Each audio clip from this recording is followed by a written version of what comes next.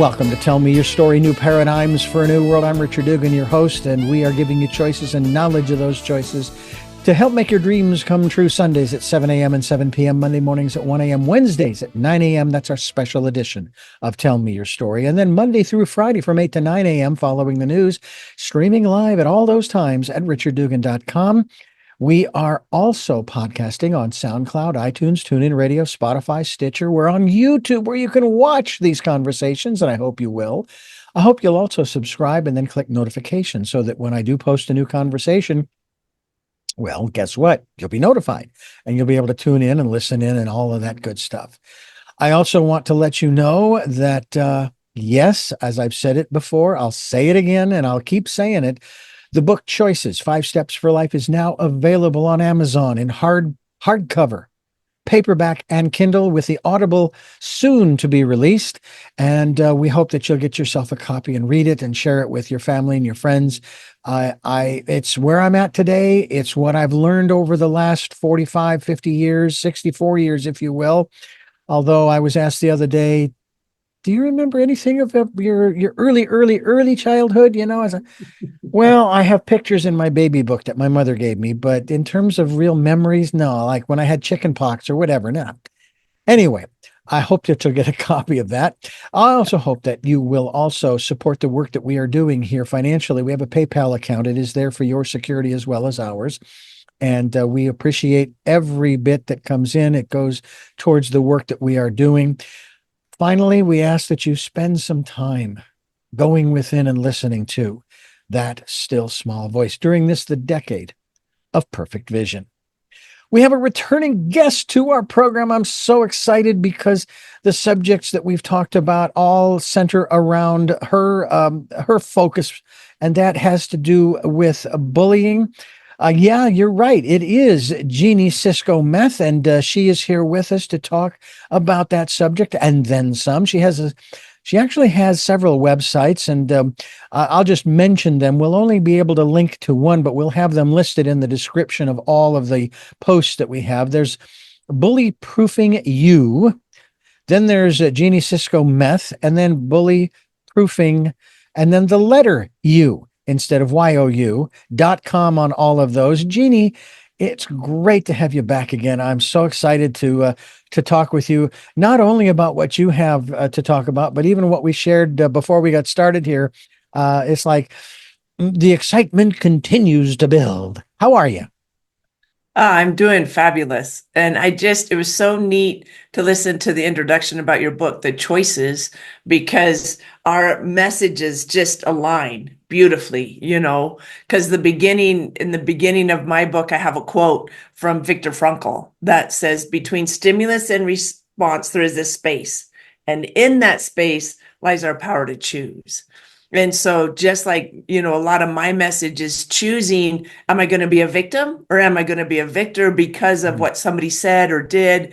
You talk about choices in your book. And so that's absolutely beautiful.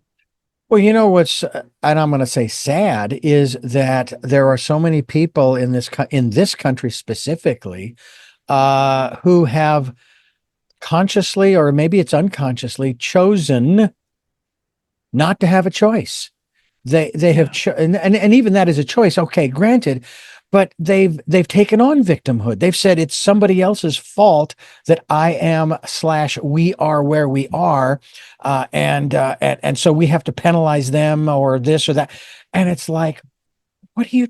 I mean, I'm going to put it this way. My wife and I moved to Santa Barbara in 2006. And in a couple of years, I was hired at the radio station that I currently work for. It is now owned by another company, a corporation. Needless to say, and this is not a knock on the former owners or the new owners, okay? So this is not to be critical of them. I have been making exactly the same salary for 16 years. Wow. But where do I live? I live in one of the most expensive places in the country. And during that 18 years that we've lived here, we've been through an economic downturn. I'm still here. We've been through an upturn. I'm still here. We've been through this and that and the other thing. And now we're hearing the stories. Hearing the stories of prices and corporations price gouging and on and on. And I'm still here. Gas prices going up and I'm still here. Yeah. Both physically as a human being, I'm still alive, but I'm also still living here in Santa Barbara, California. Now, I sit here thinking about that, and then I hear the stories. These are the stories as opposed to the statistics about how inflation is going down. I mean, we just heard the other day, and I know I'm focusing on economics, but it just seems to me that people choose to listen to certain things, and then they make choices based upon what they heard, whether what they heard is factual. I'm not going to use the word truth, but factual.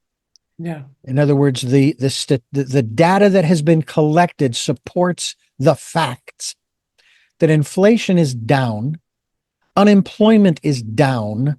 This is not giving anybody credit for anything. This is just listing this information.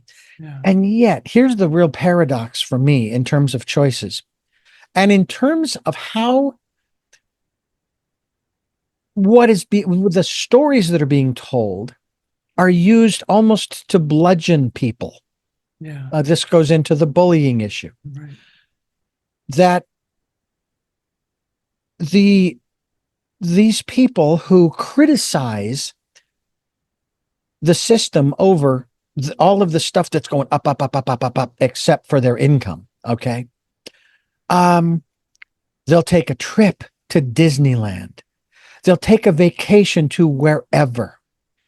They will buy hundreds, if not thousands of dollars, holidays coming up of Christmas gifts for the family, friends, relatives, etc. They spend all of this money and they are still complaining about the situation financially, the economic situation. It's like, I'm sorry, but you don't have a leg to stand on because of the fact that you made this choice to go over here and do this thing. And I'm sitting here and I'm doing what I'm doing and having a great time doing it.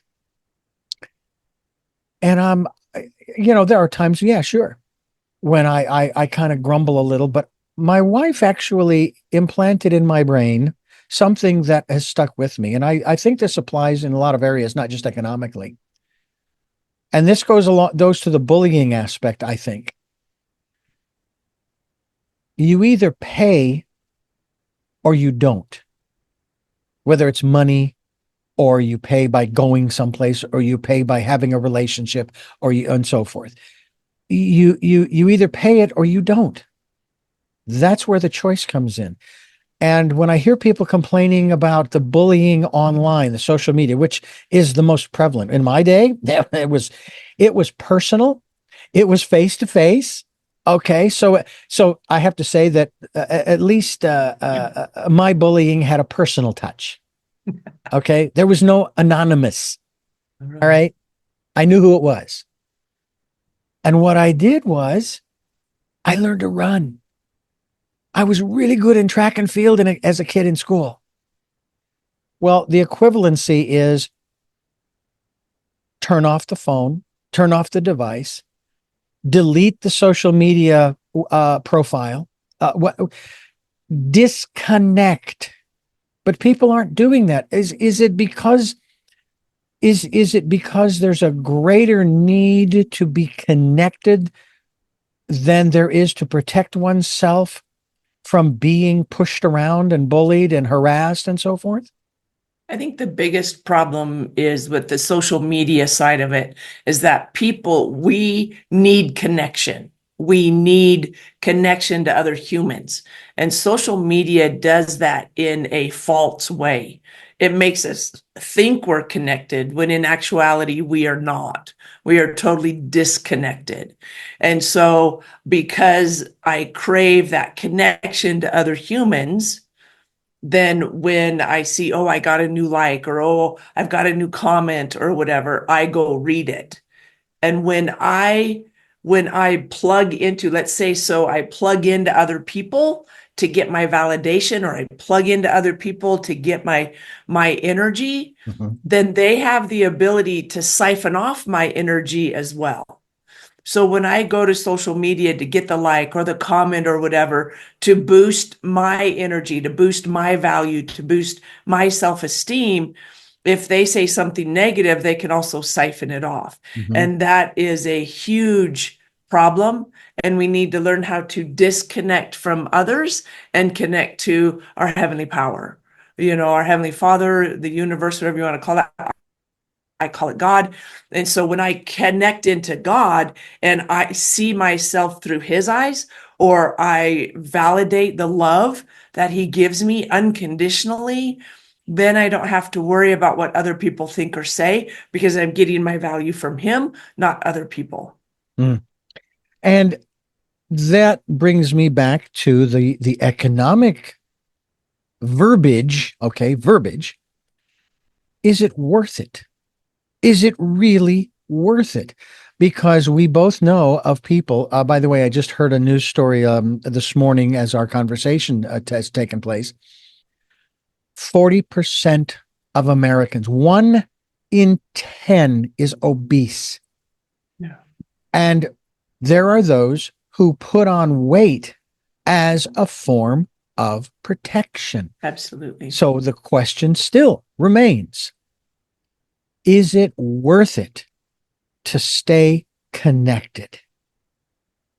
Well, I don't think it's a question of, is it worth it? I think it's a question of, why are you connecting? Because we have that innate need to, even people, I'm an introvert, and so I can easily just stay in my house and not deal with other people. But yet I'm a speaker, I'm a mentor, right? I'm a coach.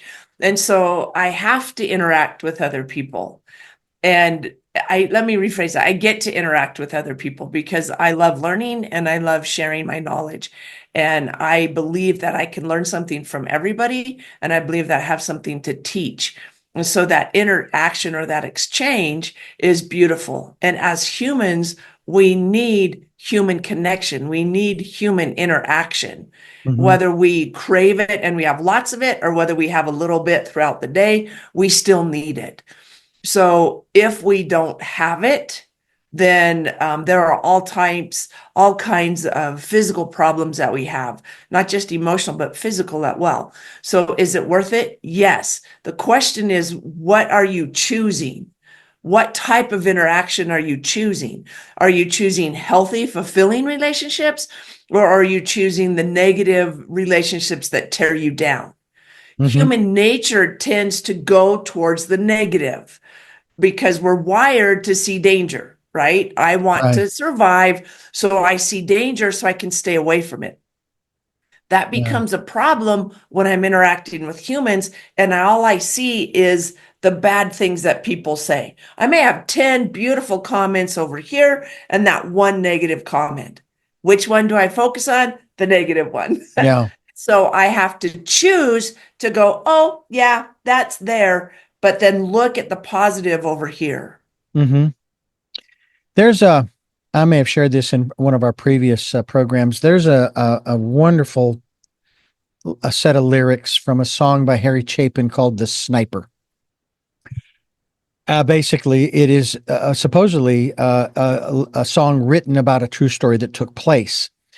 And it's about a sniper who went up into Bell Tower and started picking people off. Well, in the lyrics, this is in the middle of the song. It says, he said, "Listen, you people, I've got a question. You won't pay attention, but I'll ask anyhow. I found a way that will get me an answer. Been waiting to ask you till now. And the question is, am I? Am I a lover who's never been kissed? Am I? Am I a fighter who's not made a fist? Am I? If I'm alive, then there's so much I've missed. How do I know I exist?"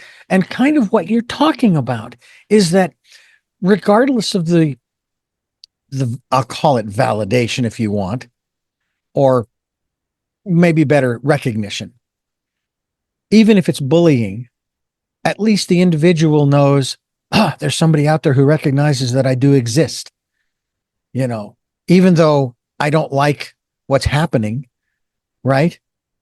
And, and there are those, though, of course, in our society who like to live solitary lives. I mean, I know there are people even go into the monastic world, and they will live maybe amongst others, but they kind of stay secluded from one another because that's sort of the part of the vows.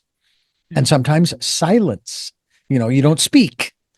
A great joke about a monk who went in, and you could only say one word in 10 years. Every 10 years, you could speak a word, or a phrase, I should say, a phrase. And the first 10 years is bed hard. 10 years later, food bad. 10 years later, room cold. And the guy passes on, and what happens? And they start talking about it. I said, yeah, but he was just the biggest complainer we ever had.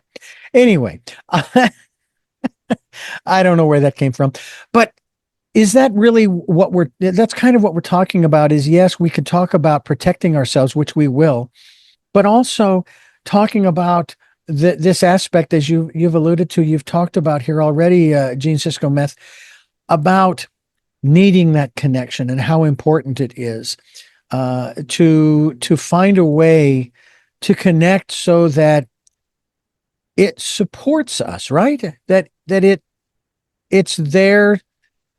I talk about in chapter 4 of my book, which I swore I would never do, saying, okay, in my book on page 632, but I talk about how we have the right to decide who is in our lives. And by the way, you have a quote. Decision is a sharp knife that cuts clean and straight. Indecision, it's a dull one that hacks and tears and leaves jagged edges behind it, from Gordon Graham. Mm-hmm. And that's part of, I want to use the word discernment, that we have the right to use the discernment that we've been given to decide who's in our lives. I think we have. So first of all, hurt people hurt people. And so, when I'm hurting and I lash out, then I hurt other people. That's what bullying and aggression and, all of that is all about. And, you talked about the sniper, those things happen and they're absolutely atrocious. And if you could back up, so to speak, and go, okay, where did it start or what was the problem? Usually it comes from people being hurt over and over again and choosing to focus, like we were saying earlier, choosing to focus on that one hurt instead of all the positive. Because I know that every person who can talk about, oh, this person hurt me, this person hurt me, this person said this, they also have people right along there saying good things as well, but they don't let them in. And so again, it's that making that choice. What am I letting into my life? Am I only letting pain and discouragement into my life, or am I letting good and positive into my life as well? I'm not saying that you only focus on the positive. I need to be aware, but I spend more of my time focusing on the positive than on the negative.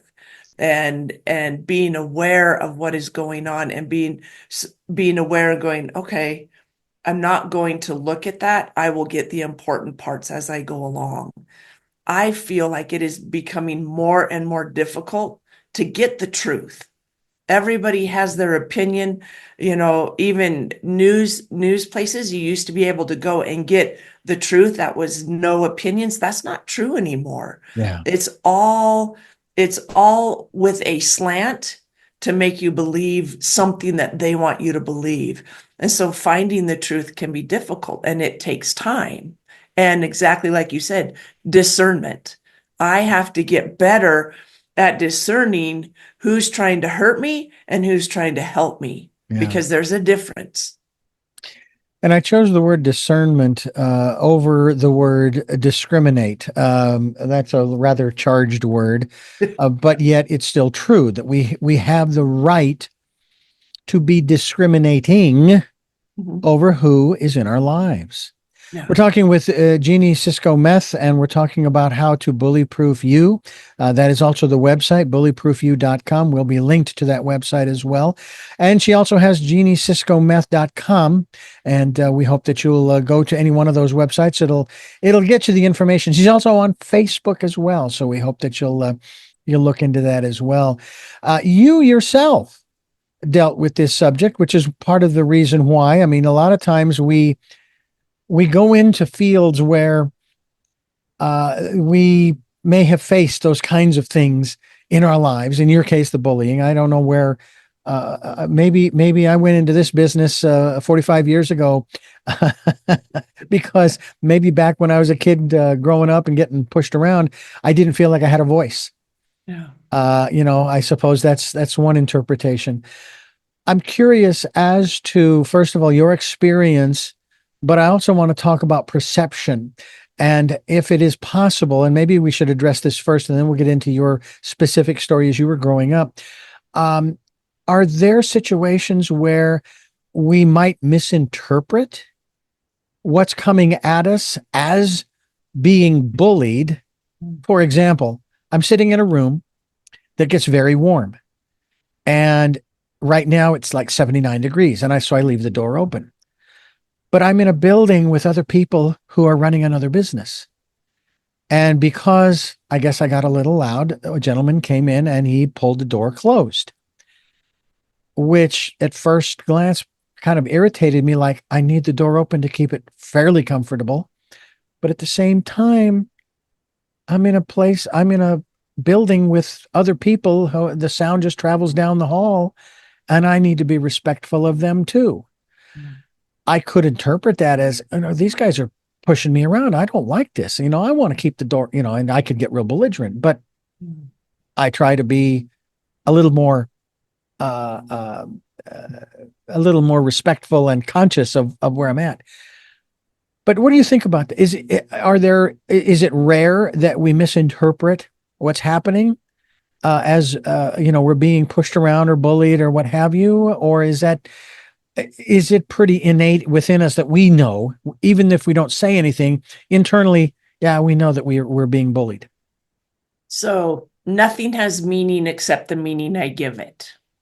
So if I have a filter, if I have all these emotions, pain, hurt, grumpy, and I believe people are out to get me, then I lay that filter or that interpretation over everything they do. And so I interpret things as, oh, they're out to get me. Whereas if I have that belief that, hey, life happens for me, not to me, and people are here to help and do the best they can with what they have, then I lay that over everything that happens to me. And so it is very, very frequent that people interpret something as a bullying incident, or they take a personal attack when it is not. It's just the other person doing the best they can. So either you interpret the universe, it's a friendly universe, or it's not a friendly universe. Yeah. I forget who said that. I can't remember if it was Stephen Hawking or Carl I don't remember either. Yeah. Or It's Einstein. true. It's very true, though. Indeed. Choices, for example, we make choices all the time, and we are where we are because of all the choices that we've made up to this point. Where we will be in the future will be based upon all the choices we make from this point forward. And those choices that we make from this point forward are based upon our perception of what we believe, what we think the future will look like, will be for us. Yeah. And so if we think it's not a friendly universe, then they're your choices. You're going to dig a hole in the ground and line it with concrete and fill it with provisions and have a door you can seal shut and protect yourself. Or in some cases, you will actually put on weight to protect yourself from the perceived impending. And what is it? I don't know if it's a statistic or just a saying, 90% of what we worry about never happens. Right. Yeah. Do you think that there are individuals, because of those choices and their perception of the future, they kind of unconsciously draw to them that kind of environment, the bullying and that kind of thing. And again, it's not to abdicate or Yeah. remove responsibility from anybody, but they say like attracts like. Yeah. You're putting And out that. Go ahead, please. I'm not sure if it attracts it or if we just see it. Okay. You know, our reticulating activating system, right? Our RAS says this is what we pay attention to, this is what is important. So it's a filter that we have. And so when I bring something into my awareness, such as a car or, you know, the color of a car or a shirt or something like that, then I start seeing that car or that shirt or whatever all over the place because my reticular activating system, my RS, says, oh, this is important. Let's pay attention to it. So I don't know if we necessarily draw it to us or we're just more aware of it. And so it's very important that if you find yourself, you know, in that in a negative environment. So for example, when you were talking about they closed your door, right? You could have very easily gotten upset, thought you were getting pushed around, or you can ask a very important question. I use this with all of my clients. What else could be true? Which you did, right? Oh, well, Mhm. maybe my voice is loud and it's carrying down the hall and they're trying to do their work. Maybe they're on a, you know, another radio show, whatever. And there I am talking over them. So instead of coming in and getting mad at me, they just close the door. What else could be true? Mhm. And if we pause and take a moment, and go, okay, what else could be true? A lot of, and I have to really open my mind and my heart because if I'm angry or I'm hurt and I think everybody's out to hurt me, then I could come up with a whole bunch of reasons why, you know, other reasons why they're out to get me. And so I constantly say, if you're going to list all the negatives, you've got to list all the positives as well. If I'm saying, you know, this, and this is all these negative reasons and they hurt, okay, I've got 5 negative reasons. What are 5 positive reasons that could be true as well? And so getting people to look at the opposites because we live in a world of opposites. And then now I have a choice. If I'm only looking at one side, there is no choice. Mhm. It's got to be both so I can go, okay, I have a choice. And I've said that many times that it doesn't matter where you are in life. Okay. Uh, yeah, honestly, even incarcerated, you still have choices. You still have choices, no matter where you are. Now, how to carry out those choices, that's another conversation altogether. But the fact is that if you are being bullied, and we get bullied sometimes unintentionally. For example, I'm going to call the electric company and complain about how my electric bill went from $95 or $100 a month to $250 a month. What? And just, give it to them and they give it right back. Mhm. All right. And then eventually, because I become so belligerent, they hang up on me. It's like, oh, what do you expect? Right. Look at the way you went in with guns blazing, Yeah. as opposed to trying to figure out what was it that happened on what month when it went up Yeah. to that level the first time. Yeah. What changed? And I use that as an example because the phone call didn't happen, but the reality of we had an electric bill that when we moved here 18 years ago, it was like our projection was $75. And it was right around that for month after month for several years after that. And then 2019, we bought a travel trailer and we used it a bit. And then I have it plugged into the house, not realizing that it was the refrigerator that was drawing so much energy, especially when it got hot out. The unit had to keep itself cool to that, temperature. When I disconnected it last month, I couldn't believe the drop. I'm going, it uses that much? And I wish I could get a refund on some of that, but hey, but I've also seen the projected usage for the coming 30 days, and it's still going to be low. It's going to be around 95 to $100. Yeah. And someone told me the other day that, well, but Richard, after 18 years, that's par for the course as far as an increase. No, it's not. No. I mean, even if it went up 5%, even 10%, that's still only $10, $12 Yeah. a month. Yeah. So I have a funny feeling that we aren't really using our God-given intellect to process some of this. We don't critically think, Right. and we jump, and then we become the bully. We attack. Yeah. Do you find that happens a lot, especially maybe in the work that you do with individuals, but also maybe in your seminars you get these comments about this? Well, but the Electrocom and the DMV and this group and that group and they did this and they did that, and they're playing the victim card, right? And you have to kind of, so to speak, talk them down off of the victim ledge, right? Yeah. Ask them what else could be true. And I love how you used an example of plugging in, right? And energy drain and not even realizing it. That can happen so frequently with us. We are connected to people and they could be draining our energy, and we need to pay attention to that and disconnect, and just say, oh, wow. I have to do that with my clients. I have to disconnect because I can get so connected to them and thinking about their life and how can I help them? How can I, move them forward, that I've got to go, whoa, wait a minute. I'm not working right now. I'm here with my kids. I need to disconnect from that, leave that where that is in my office, and I'm going to stay in the living room here with my kids.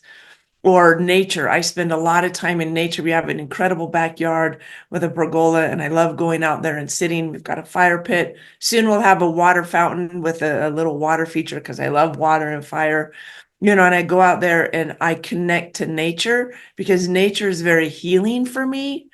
And so if I stop and take time to pay attention to what is draining my energy, and I'm responsible, right? I have to make that choice to refill my energy. Where can I go get a clean source of energy to refill me? It's funny because the first thought that came to my mind was Urkel. And did I do that? Yes, you did. Yeah. Yeah. But we need to give ourselves credit for recognizing that, don't we? A lot of times it's, we blame ourselves. Yes. We are self-critical of Yeah.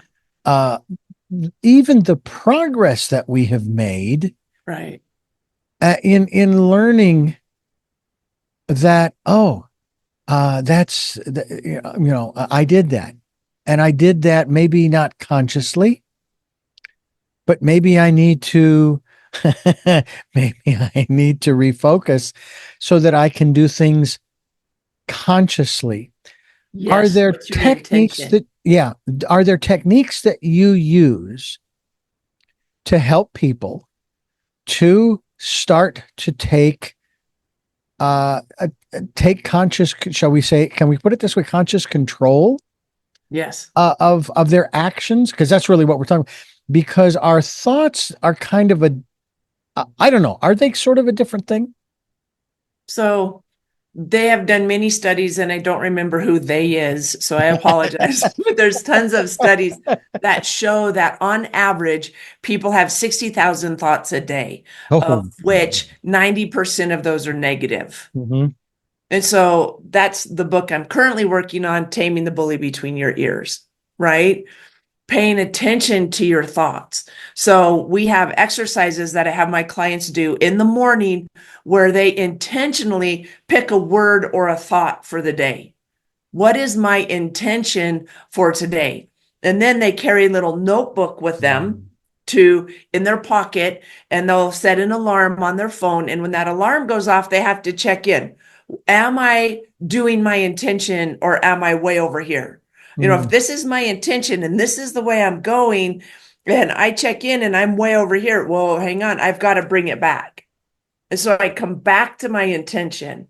And so by doing that, that starts building that habit of conscious control of my intention and my thoughts and my trajectory of where I'm going. Mm. It's just like driving in my car, right? We all have GPSs on our phone or whatever. And if I go get in my car and I program the GPS and I turn it on and I sit in my car, am I going to get where I'm going to go? Yeah. No, I'm not. I have to turn the car on and have to put it in reverse so I can back out of the garage and then get on the road and say, okay, where am I going? Then I put it in drive and I follow my GPS. That GPS is likened to my intention for the day. The vehicle is like my mind. If I don't engage my mind, if I don't drive my mind, if I don't have a steering wheel on my mind, I'm going to wind up in the ditch or sitting in the garage all day long. Yeah. Yeah.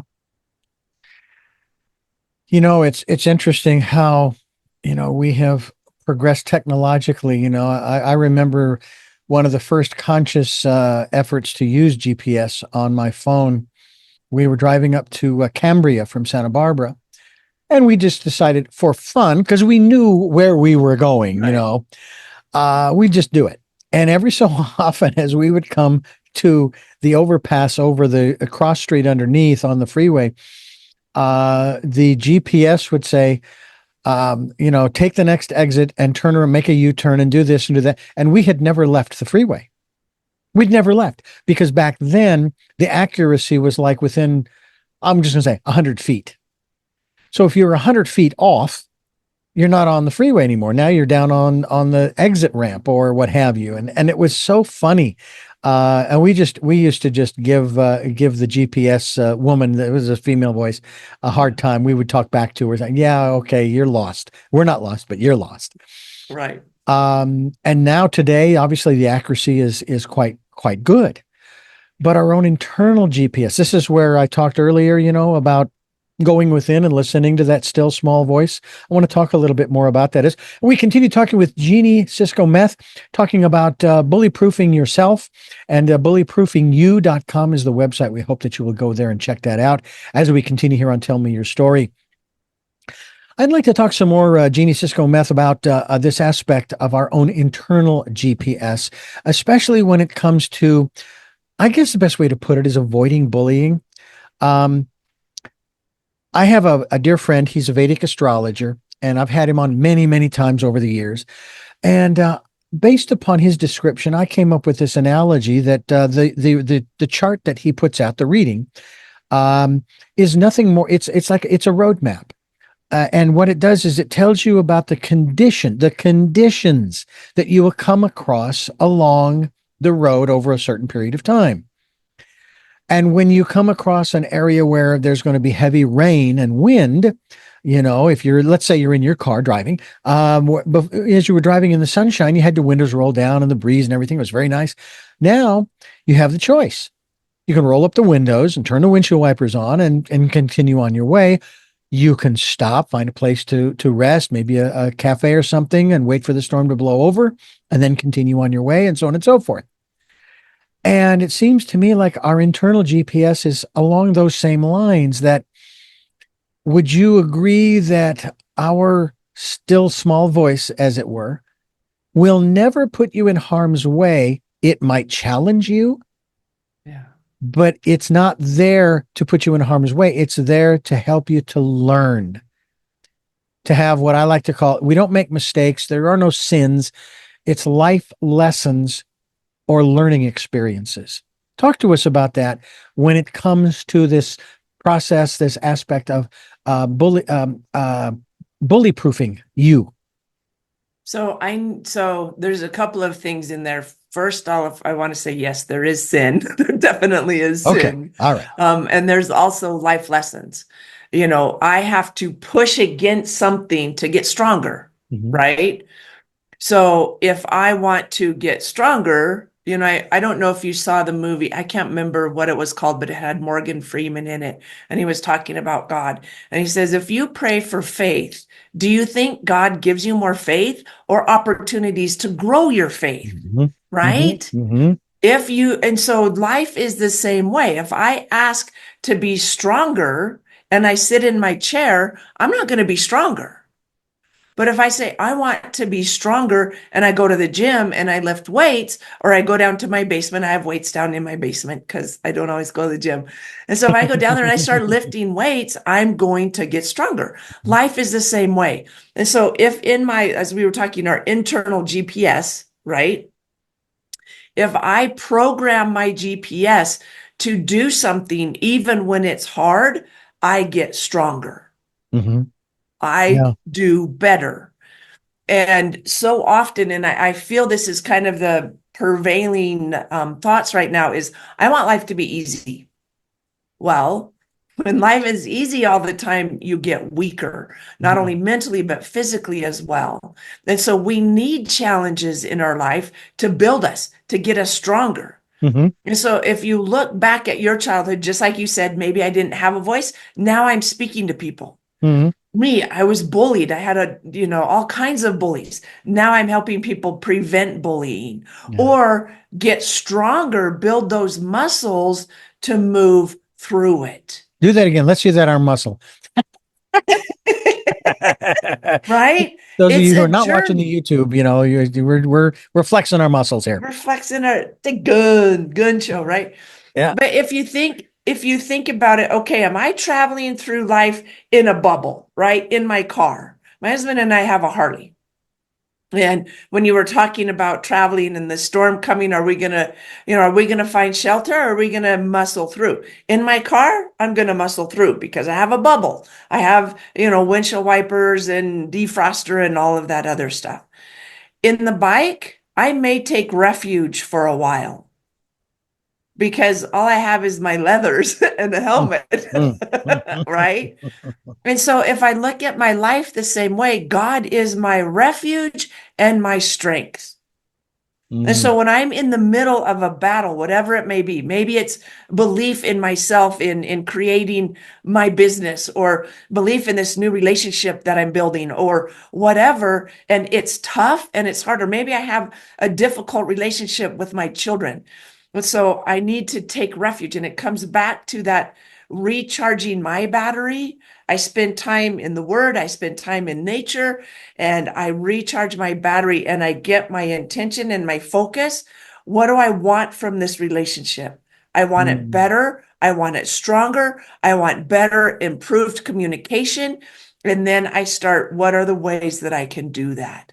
And then I start forging forward with my bubble so that I can make it, right? Yeah. That's what it's about. Yeah. As I began the process of actively, consciously publishing my book a few months back, um, there wasn't that sense of a daunting task necessarily, as much as it was if I would just get in there and get into the flow of things, I will be shown the way. I will be shown how to go through this step and that step and the other. And I was. And then when I finished the process, although technically it's not finished because there's always a little updating here and updating there, but the process, at least the way I went, was so easy that I was sharing this with someone else. I said, you know what? That was so easy. I have 3 other books that I want to do now. Yeah. One of them is a picture book. I've got to scan a bunch of photographs into the computer, going back 40, maybe 45, 50 years. When I was in college, in junior college, taking a photography class, among other things. Then there's another one where, as you know, and I will ask these questions of you at the end of our program, those 3 questions that I ask all of my guests.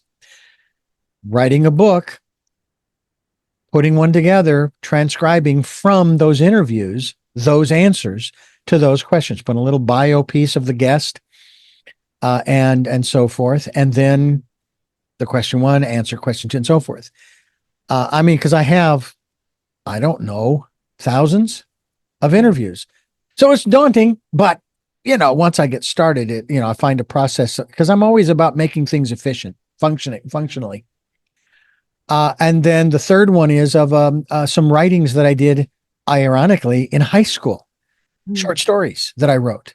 And one in particular where the instructor gave me very high marks and said, on this short story, you need to continue this story. Mm.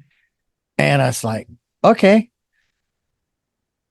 And that's one of the things that, I mean, what, years ago, never would have even considered. I mean, yeah, in the back of my mind, why it'd be kind of cool to be able to continue this story and write this science fiction, this fictional story, and so on and so on and so on, but not really putting it together. And this was even back before computers, Yeah. when it's like I knew enough about printing where I knew that they were beyond setting up the typeface. I learned how to do that in high school in a class where you have to learn how to read backwards and upside down.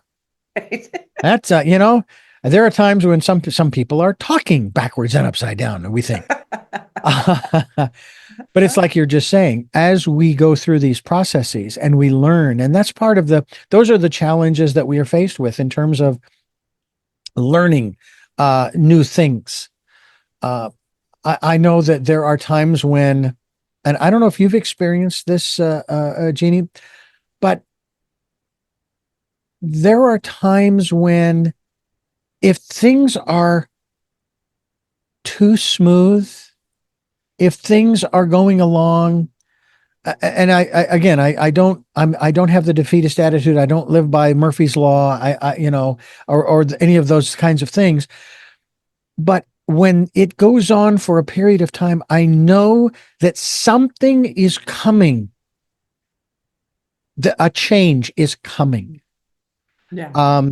Now I couldn't print this in the book because I don't have permission, but I can say it in these interviews. John Denver talks about in his poems, Prayers and Promises, going back, oh gosh, I think to the early 70s. Changes somehow frighten me. Still, I have to smile. It turns me on to think of growing old. Yeah. Yeah. And that's kind of how I have felt. Now, once I've gotten to where I'm at, I look at what's going on around me. I'm going, well, back then it looked pretty good, but it still does. I'm still very excited. My mother just celebrated her 90th birthday. Congratulations. Sadly, she celebrated it without my father. He passed away a year ago. Almost made it to 92, and they almost made it to 62 years of marriage. Oh, wow. That's but because change is a constant in the universe, yes. Bullying, I'll put it two ways, does not go on. It's temporary. And also, it can be even more temporary if we bully proof ourselves, as you have described in your books. And I'd love for you to go through and tell us about the books that you have written. And obviously, they can get it through Amazon or through your website and so forth. But talk to us about the books, but the progression that you've gone through from one book to the next, and how that has brought you here. I think one of the most important things, you kind of touched on it earlier, when you published your first book, then you're like, oh, I have these other ones I want to publish. And I call that wallpaper walls, right? I'm standing here in front of what appears to me to be this solid wall, and I'm afraid to go towards it because I'm afraid I'm going to smash my face or whatever. But what I've realized is that that wall is just wallpaper. It's just fear. And if I go up and I push on it or I poke on it, I can bust right through. Now, there are certain fears that are important, like don't jump out of an airplane without a, parachute. That's a good fear to have. But fear of moving forward with my book, or fear of moving forward with a relationship, or fear of moving forward with that new job that I've wanted, or making a change, move, whatever. That's a wallpaper wall. Go push on it. Go push on it. Check your safety gear and then jump in, right? And so then that, I really like the other thing that you said, this too shall change. My mom used to say that to me all the time. Mm. This too shall change. And that's true whether I'm having an incredible day or I'm having a bad day, because change is consistent. It will change. It will either get better or it will get worse. And most often it's an ebb and flow. The reason is we live on a planet of opposites, like I mentioned earlier. I only know hot because I know cold, right? Mm-hmm. I only know positive because I know negative. I know what a strawberry tastes like because I've tasted it. Mm-hmm. When somebody says, well, what does this strawberry taste like? Uh, like a strawberry, right? How do you explain that? How do you explain Yeah. somebody all the colors of the rainbow Mm-hmm. if they're colorblind? Yeah. I use the rainbow example as a feeling of my emotions. Growing up, I was allowed to be angry and I was allowed to be neutral. And so I had one color in my rainbow and it was red. And I Mm. had gray and that was it. And then I learned that, hey, there's all these colors, all these emotions Mm-hmm. that I can feel. And so I don't have to define, there's not just anger, there's tons of levels of anger. And then there's not just anger, there's happiness and joy. And so being able to go through the spectrum of feelings or emotions and recognizing, hey, I'm afraid here. Yeah. Okay, let's take the next step. What's the next step? Let's just do it and see what happens. Worst case scenario, best case scenario, and let's go for it. Yeah. Right? Because Yeah. if I can live with worst case scenario, let's go for it. Because Yeah. best case scenario has just as much likelihood of happening as worst case scenario. That's when I moved to Boise, Idaho in 1981. I thought I was going to move there, so I severed all my ties here back in Phoenix. Flew up there on the longest, the day that had the most daylight. It was the summer solstice. And that afternoon or evening around 9 o'clock, I asked my friend, I says, does the sun ever go down here in Idaho? But I thought I was going to move there. Well, I ended up moving back a month later. But you know what came to mind when you talk about experiencing things? There's a scene in the movie Mask. You may remember this. It's in the kitchen. And I can't remember the young man's name now, but he had a girlfriend who was totally blind. And she had no points of reference when it came to colors Mhm. or different things. So he found this rock and he put it in hot water and he gave it to her and he says, that's red. Or maybe it was yellow. It was one of the colors. Mm. And then he gave her a cotton balls and that's clouds. I have to tell you that scene just, it brought me to tears because it's like, here's somebody who is trying to give this other person who has no points of reference. Yeah. My first wife was totally blind. And I even remember when she asked me if she could touch my face. And I was like, and that was when I had hair, by the way, not on my face, but on my head. But it seems to me the bullies haven't had that kind of an experience where they have been curious about something Mhm. and they say that the bully is more afraid than the one being bullied. Yeah, they'll They're never they're admit that, but they'll never it's admit that. it, but Yeah. the psychological statistics Yeah. are that it's all based in fear. Mhm. Uh, I've got to hurt you before you can hurt me. yeah. I've got to make sure that you know I'm big and strong and powerful so that you don't try to come here. Yeah. Have you ever found a situation where the bullied pushes back and the bully stops? Oh yeah, many times. And I'll use an example from when I was a high school teacher. I had a student who, and this was before I had written the book and I was developing the program that I wrote the book about. Mm-hmm. And she was very aggressive, very much a bully. And I'm thinking and I'm thinking and I'm processing, how am I going to help? How am I going to help? And I remembered, hey, everybody has a purpose. Everybody has a purpose. And her purpose for me is to remind me how grateful I am, to have gratitude for all of my students. And the next day she walked into my class and she was, going off, and I'm like, hey, and I said her name and I said, thank you. And she looked at me kind of funny and I said, thank you for being who you are. Now, I didn't say for being the example of who I don't want to be or being the example of, what a negative is. I just said, thank you. Thank you. Yeah. From that day forward, she was my best student. Wow. And she wanted to be my TA the next term. And she would constantly talk about how, wow, Jeannie's the best teacher ever. And I'm like, wow, I'm so glad that I was able to step back and get a different point of view. And even though I was going in with this, that thank you was it was gratitude. It wasn't pretend. It was thank you that you're the only one of my students that I have. Mm. But it radically changed her life, radically. One of- And Go ahead. it's that, like I said, everybody needs acceptance. Yeah.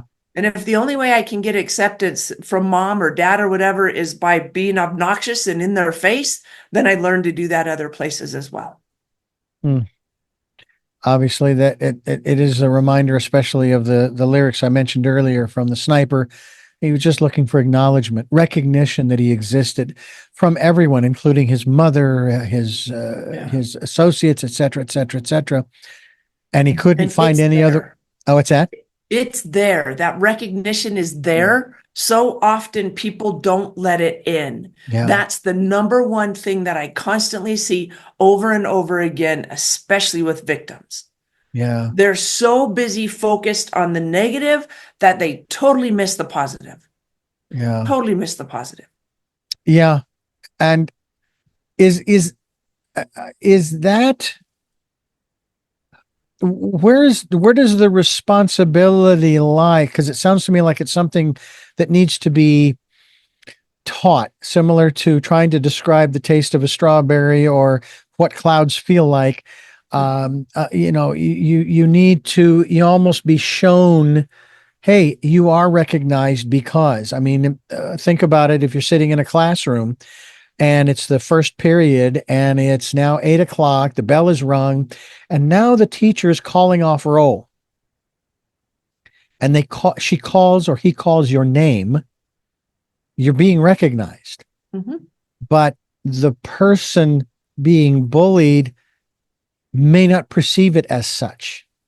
Right. I know that's real simple and innocuous, but still, that's a big deal, because what if the teacher goes down the entire list? You're sitting there, you've been there for weeks. They don't call your name. Right. Now, you could say, I wasn't recognized. Excuse me, you didn't call my name. Mm-hmm. And so do you think it's something that needs to be taught in some fashion? By the family, by the schools, by the churches, by somebody? Yeah. And it is taught. It's just not on a wide scale. Mm. And I, being a former teacher, think our education system needs to be totally revamped. And, we won't go down that path because that's another 3 weeks, right? Yeah. But that we definitely need to get back to teaching people. It's the same thing that you said, that choice. Mm. What are you choosing? Are you choosing to say, hey, my teacher recognized me today during roll. They called my name. Yeah. Or, oh, I'm all alone. Nobody ever notices me. Well, teacher called my name. My mom gave me a hug this morning. She also made me lunch for school. She's going to help me with my homework after school. Then I also got a high five from the principal today, right? Mm. We have all of these choices throughout the day. It comes back to, what do you decide? Are you a victim or are you a victor? Yeah. I remember I shared this some weeks ago on a program. We were talking about this kind of thing, and I remember an incident where my best friend and I were out on the PE field between the baseball diamonds, and we were just out there hanging out. And I had my back to the Quonset huts where the PE teachers' facilities were, and all those sporting equipment and everything. And unbeknownst to me, he was coming up behind me, but he was telling my best friend who was facing me, "Shh, don't let him know I'm coming." And came up and just gave me one of these big old bear hugs from behind. Scared the daylights out of me. But it was along those lines of, "Hey, I know that you got, them bugging you like crazy, but hey, I recognize you. I see you here, and I just want you to have some fun. I want you to enjoy your life. You're a kid. Come on." Yeah. It seems to me that, especially with kids, it happens to adults too, but as with kids, when they start getting bullied, they're not able to be kids anymore. They're not being adults, but they're not being kids either. I don't know what they're being, but now they have this fear and this angst.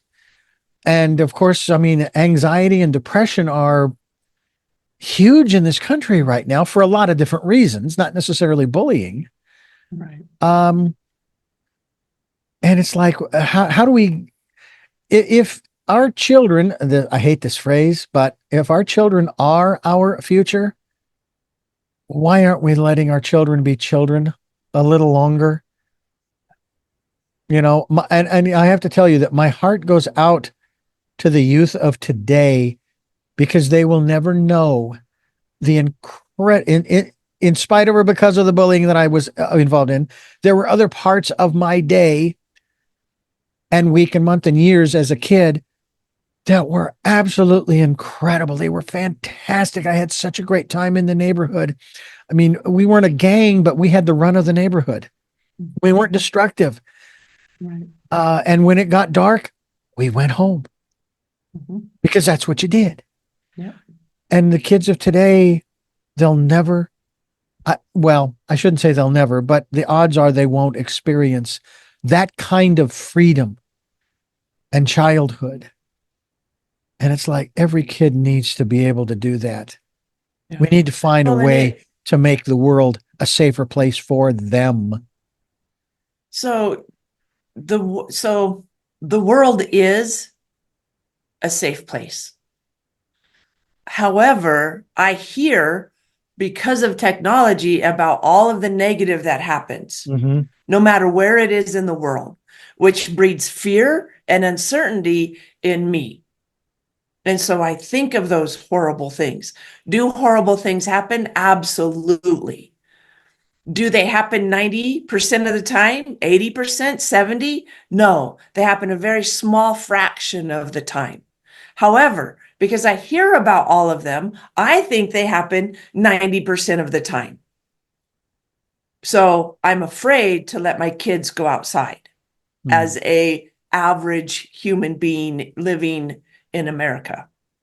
Now, there are people who don't subscribe to that, and I have to remind myself, yes, that's a possibility. And the likelihood of that happening is very small. So what am I going to do?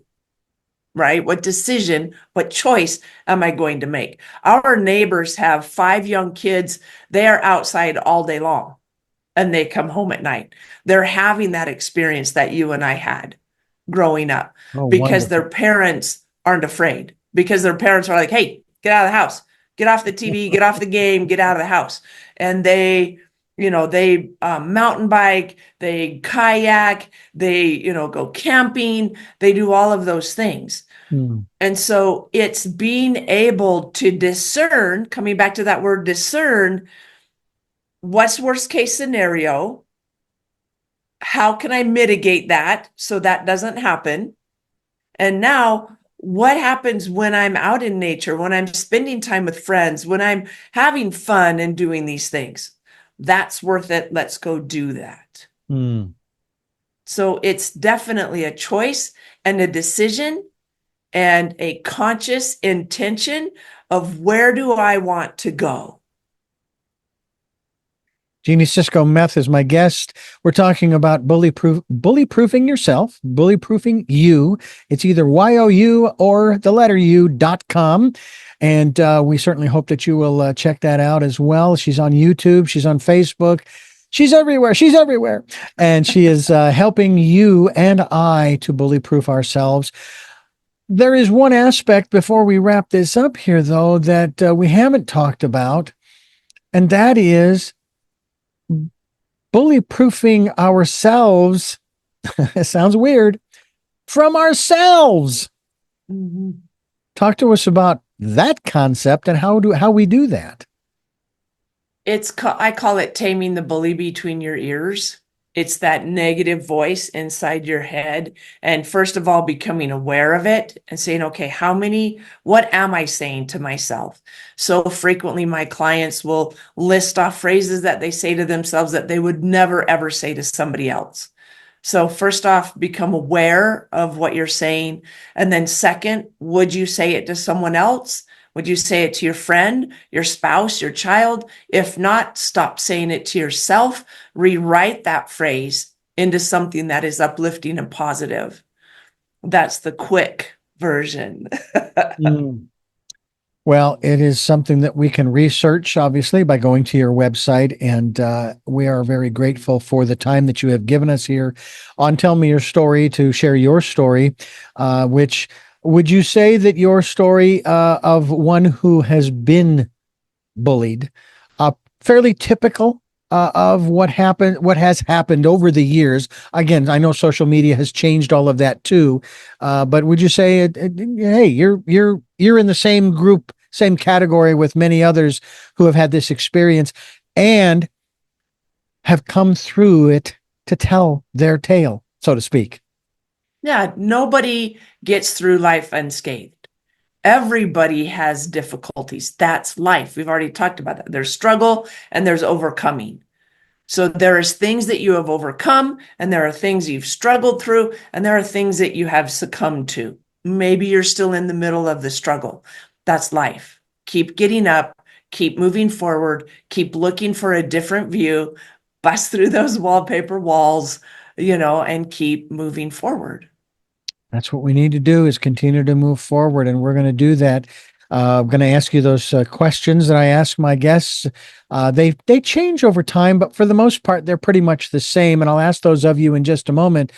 But first, I want to thank you for listening to and watching Tell Me Your Story, New Paradigms for a New World, where we're giving you choices and knowledge of those choices to help make your dreams come true.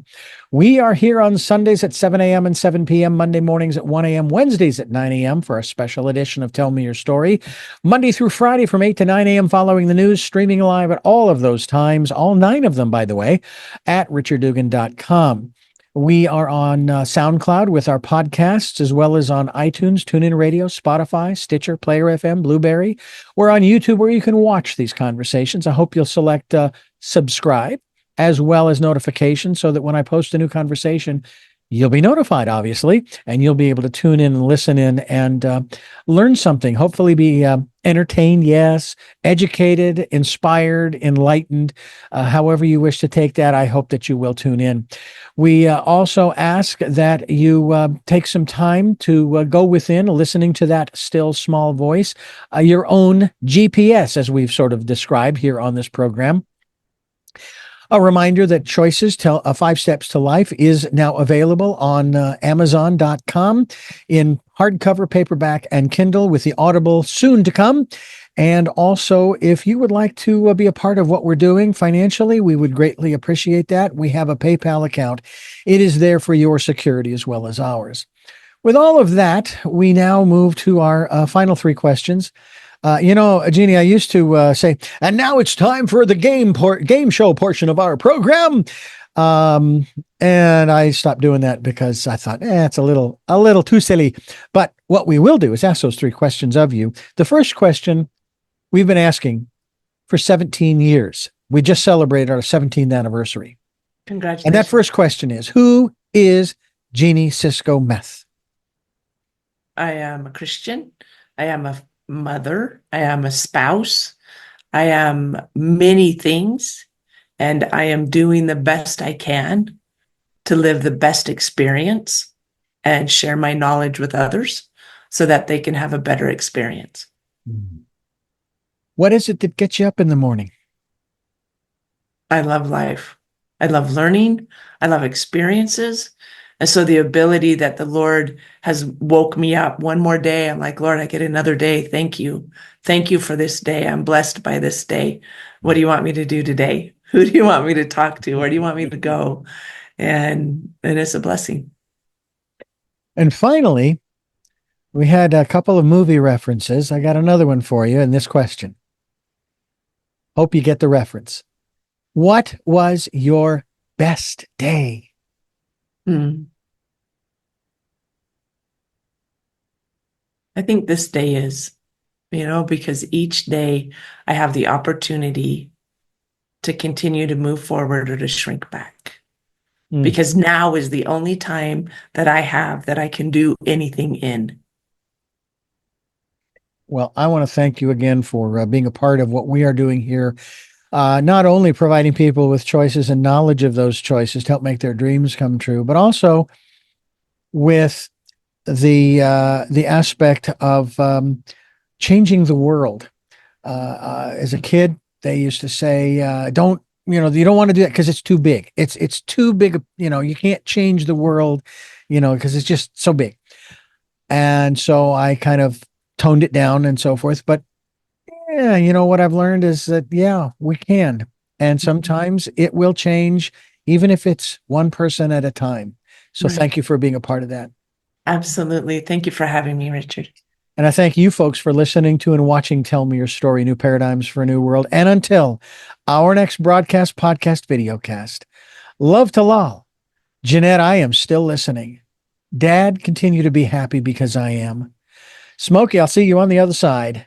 And to my dear friend Zorro, aho, aho.